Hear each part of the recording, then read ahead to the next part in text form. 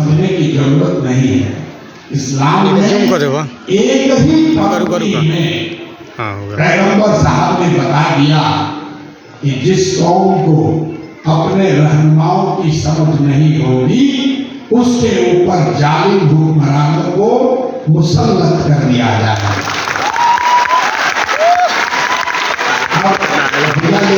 ताली बजाने का कोई कारण नहीं है।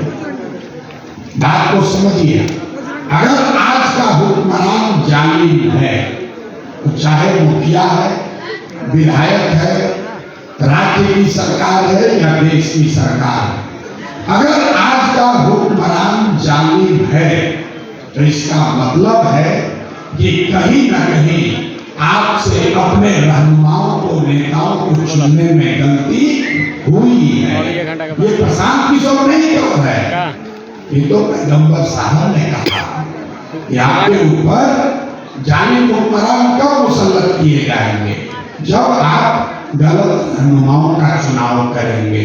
तो अगर आज मुसलमानों की ये दुर्दशा है कि दलितों के बाद सबसे ज्यादा गरीबी, बदहाली, बेहाली अगर है तो मुसलमानों के बीच है, तो भाई आपको ये सोचने की जरूरत है कि कहीं न कहीं आपसे अपने रहनुमाओं को चुनने में गलती हुई है, तभी ये दुर्दशा हुआ।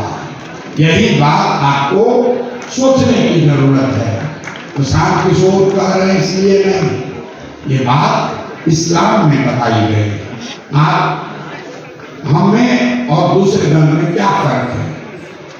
दूसरे दल वाले कह रहे हैं कि सारे मुसलमान, अरे भाई भाजपा से डरो, भाजपा से डरिए और हम लोग को वोट दीजिए, हम लोग आएंगे तो आपकी सुरक्षा करेंगे।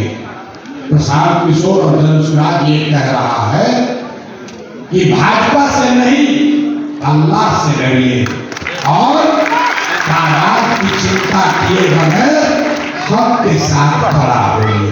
हम लोग तादाद की बात नहीं करते हैं। आपको बताया जा रहा है भाजपा से डरो, और हमारे पास तादाद है, हमारे पास हमारे जाति का वोट है, उस तादाद का हिस्सा बनो ताकि आप भाजपा को हरा सको। हम कह रहे हैं कि नहीं ना, भाजपा से मत डरो, अल्लाह से डरो और तादाद की चिंता किए बगैर हक के साथ खड़ा हो जाइए।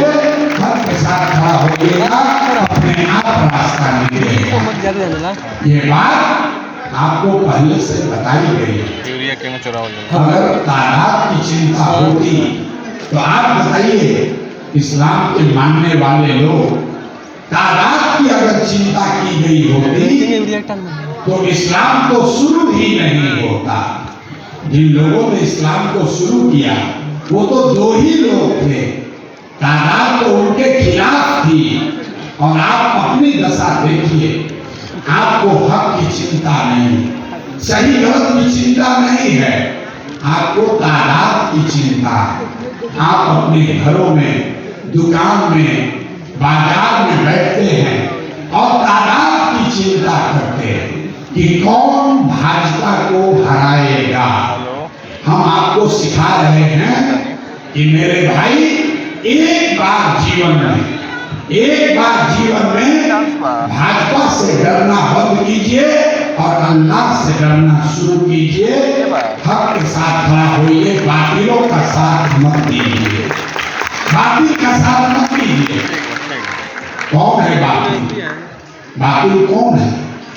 आपको आपके हदीस में बताया गया कि हर मुसलमान का ये फर्ज है, आपको अपने बच्चों के साथ इंसाफ करना है।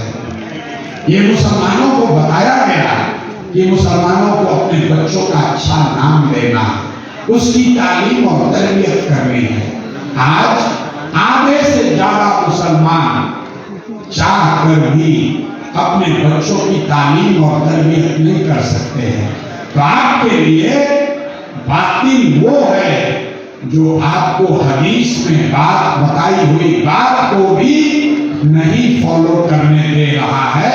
इसलिए मेरे भाई तादाद को भूलिए और हक के साथ खड़ा होइए।